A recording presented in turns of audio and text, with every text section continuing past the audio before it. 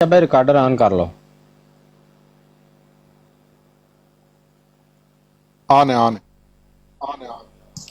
اعوذ باللہ من الشیطان الرجیم، بسم اللہ الرحمن الرحیم۔ یہ آپ کے سامنے میں نے مرزا غلام احمد قادیانی کا یہ ملفوظات ہے، اس کی جلد 2 اور صفحہ نمبر اس کا 448 اور 49 ہے، 448 اینڈ 449۔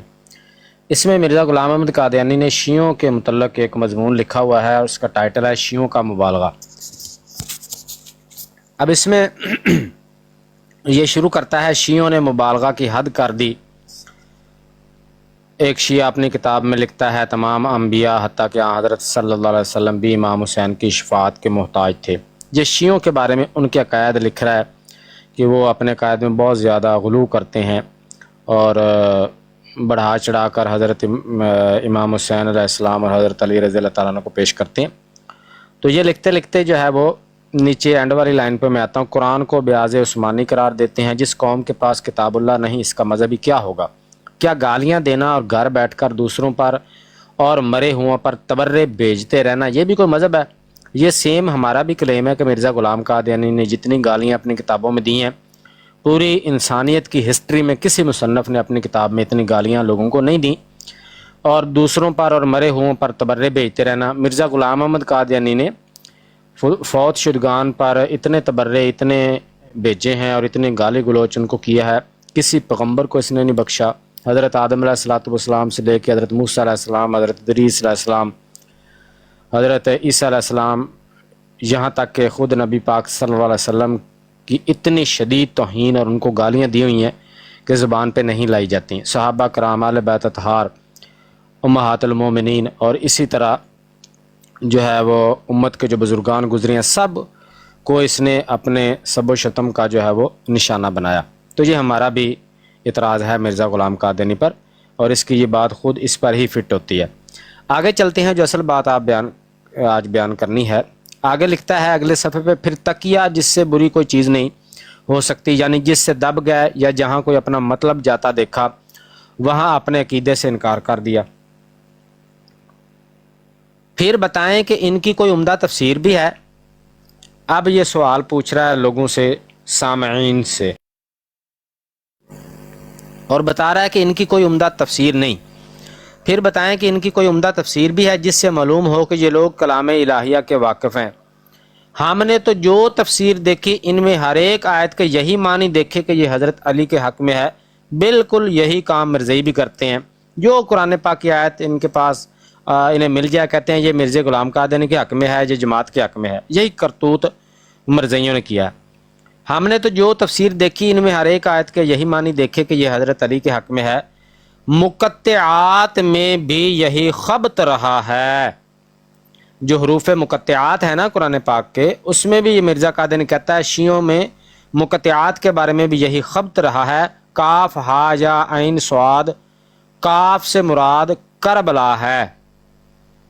کہتا ہے جو حروف مقطعات ہیں ان میں بھی شیعوں نے یہی خبط کیا ہے کہ کاف ہا یا عین صاد، یہ مثال دے رہا ہے کہ اس میں وہ کہتے ہیں کاف سے مراد کربلا ہے۔ تو یہ شیعہ کے بارے میں مرزا غلام قادیانی نے یہ مضمون لکھا، ان میں یہ چیزیں پائی جاتی ہیں یا نہیں پائی جاتی یہ الگ بات معاملہ ہے، لیکن مرزے میں یہ ساری چیزیں پائی جاتی ہیں۔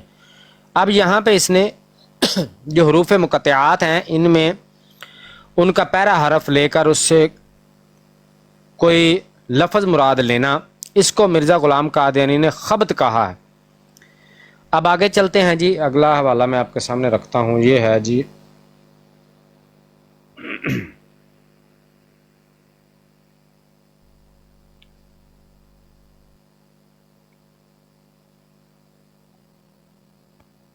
یہ ہے جناب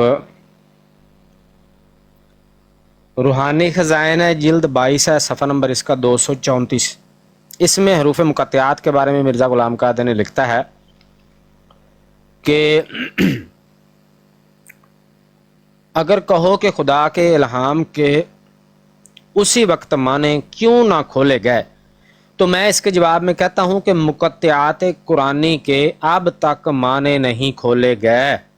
کون جانتا ہے کہ طٰہٰ سے کیا مراد، طٰہٰ کیا چیز ہے اور نون کیا چیز ہے اور کاف ہا یا عین صاد کیا چیز ہے؟ अच्छा, ये अगली बात टॉपिक से रिलेटेड नहीं है, लेकिन चूंकि एक लाइन है वो भी साथ ही बयान कर देता हूँ। आगे लिखता है, और आयत सयुहज़मुल जमउ की निस्बत हदीस में है कि यहाँ हज़रत सल्लल्लाहु अलैहि वसल्लम ने फरमाया कि अब तक मुझे इसके मानी मालूम नहीं। अस्तग़फिरुल्लाहिल अज़ीम व लानतुल्लाहि अलल काज़िबीन। कादियानियों को चैलेंज है कि वो लेके आए वो हदीस शरीफ जिसमें ये बात हो कि आयत सयुहज़मुल जमउ व युवल्लून दुबुर के बारे में नबी पाक सल्लल्लाहु अलैहि वसल्लम ने फरमाया हो कि अब तक मुझे इसके मानी मालूम नहीं। ये मिर्ज़ा ग़ुलाम कादियानी का सफ़ेद झूठ है, बल्कि स्याह झूठ है। कतअन किसी हदीस में ऐसी कोई बात नहीं और हो भी नहीं सकता कि नबी पाक सल्लल्लाहु अलैहि वसल्लम पर आयत नाज़िल हो और नाउज़ु बिल्लाह वो फरमाएं कि मुझे इसके मानी मालूम नहीं। तो ये ऐसा लानती था जो कि नबी पाक सल्लल्लाहु अलैहि वसल्लम पर ऐसे धड़ल्ले से झूठ बोलता था, सिर्फ अपनी झूठी जो पेशगोइयाँ थीं उन पर पर्दा डालने के लिए। बहरहाल आज के टॉपिक की तरफ आते हैं। ये पीछे इसने लिखा है कि हरूफ मुक़त्तआत के मानी अब तक नहीं खोले गए, और कहता है किसी को नहीं मालूम कि तोहा क्या चीज़ है, नून क्या चीज़ है, और काफ हा या आइन स्वाद क्या चीज़ है। किसी को नहीं मालूम। क्यों नहीं मालूम? वो कहता है अब तक इसके मानी ही अल्लाह ताला ने नहीं खोले। अब अगला वाला मैं आपके सामने पेश करता हूँ जी।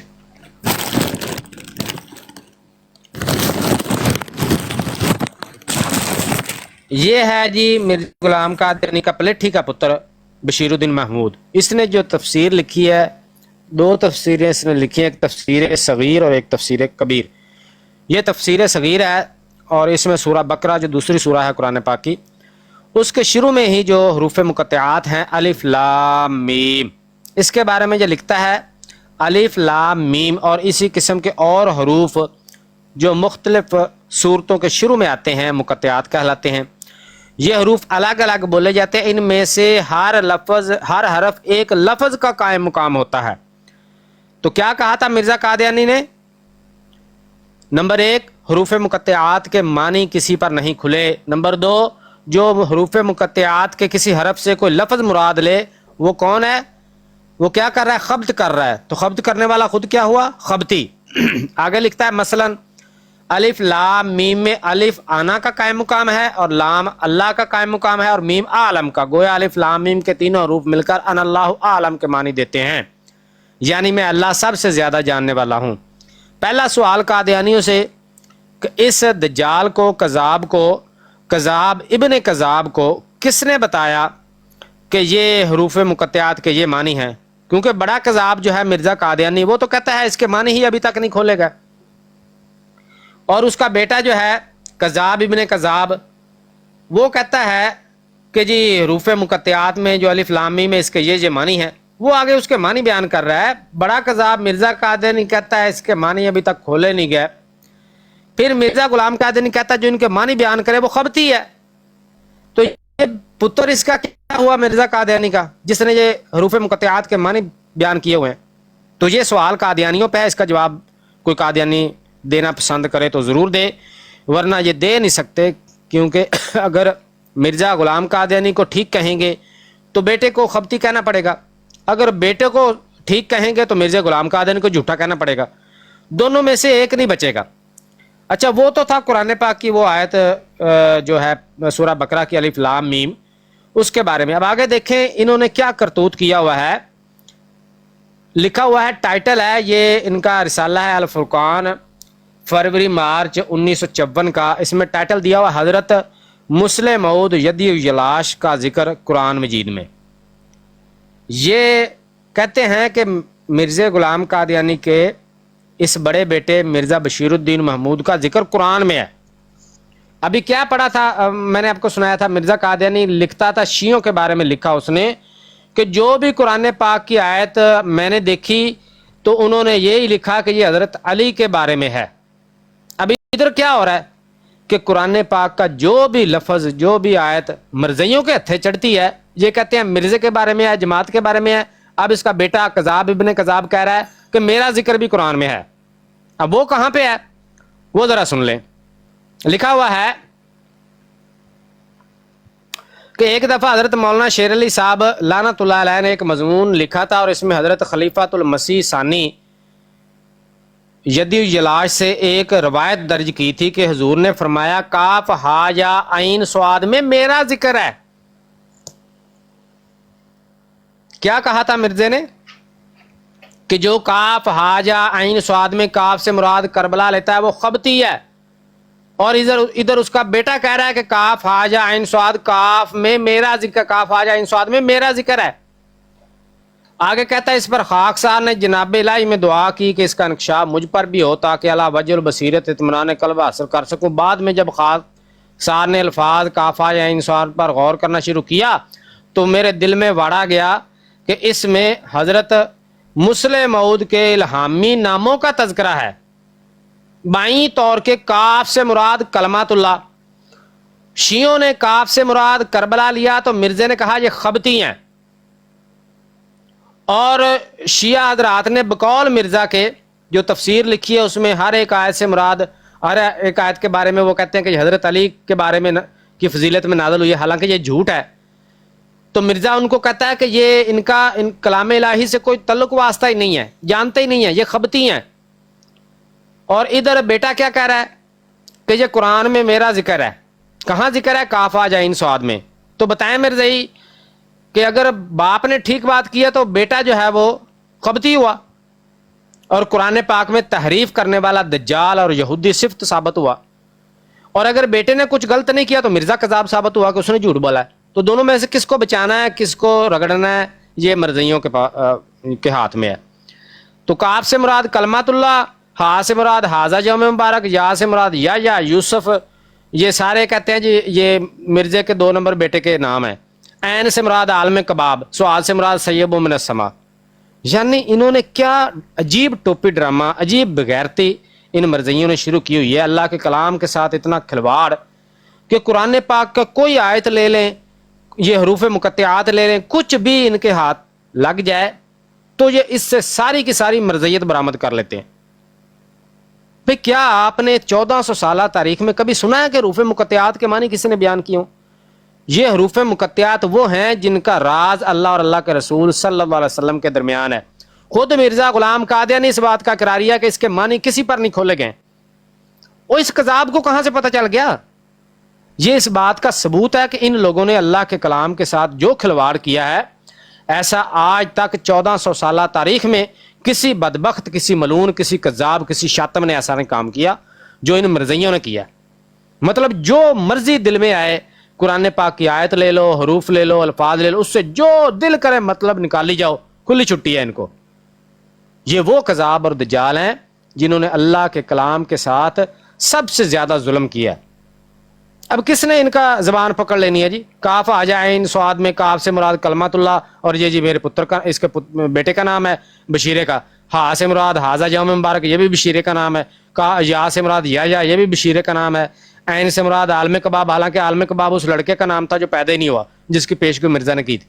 لو جی عالم کباب سے مراد بھی بشیر الدین محمود ہے. کیسا دجل ہے جی! ان کے سامنے اب کوئی رکھ دو قل هو اللہ احد, تو کاف سے کہہ دیں جی کاف سے قادیان ہے, لام سے مراد جی لنگر خانہ ہے, تو ہا سے مراد ہدیہ ہے جی, تو واؤ سے مراد وصول کیا جی, وصول کرو جی. ہاں جی, تو یہ لکھ دیں جی قل هو اللہ کا مطلب یہ ہے قادیان میں ہدیہ وصول کرو, تے مردیاں نو جڑا ہے لا دیو چندہ دین تے. کس نے ان کا منہ پکڑ لینا ہے؟ اور یہ ملنگ ایسے ہیں, آگے سے کہیں گے ہو قل هو اللہ میں قادیان کے لنگر خانے کا ذکر ہے. واہ واہ واہ واہ, کاف سے مراد قادیان, لام سے مراد لنگر خانہ, ہا سے مراد ہدیہ, تو واؤ سے مراد وصول کرو. تو یہ تو اللہ نے قرآن میں بتا دیا ہے کہ قادیان کے لنگر خانے کے لیے ہدیہ وصول کرو, تو ہمیں تو دینا چاہیے ہدیہ. کس نے ان کی زبان روک لینی ہے؟ اس طرح انہوں نے قرآن پاک کے ساتھ 150 سال سے کھلواڑ کیا ہوا ہے کہ 1400 سالہ تاریخ نے کسی مفسر, کسی محدث, کسی عالم دین نے, کسی مجدد نے قرآن پاک کی وہ تشریح, وہ ترجمہ نہیں کیا جو ان مردودوں نے کر کے خود کو فٹ کیا ہوا ہے. ساری مرزیت واڑی ہوئی ہے قرآن پاک میں. تو میرا سوال قادیانیوں پہ ہے آج کا کہ کیا مرزا غلام قادیانی کی بات ٹھیک ہے کہ حروف مقطعات کے معنی کسی پر نہیں کھولے گئے, یا اس کے بیٹے کی بات ٹھیک ہے کہ یہ جو ہے کاف سے مراد میں ہوں, کاف آ جائیں سواد سے مراد میں ہوں؟ اگر بیٹا سچا ہے تو مرزا جھوٹا, اور اگر مرزا سچا ہے تو بیٹا جھوٹا بھی ہے، ساتھ خبتی بھی ہے، اور لانتی، ملعون، دجال اور یہودی صفت بھی ثابت ہوا ہے۔ فیصلہ آپ نے کرنا ہے، کس کو بچانا ہے، کس کو رگڑنا ہے۔ ہم نے آپ کے سامنے مقدمہ رکھ دیا۔ السلام علیکم ورحمۃ اللہ وبرکاتہ۔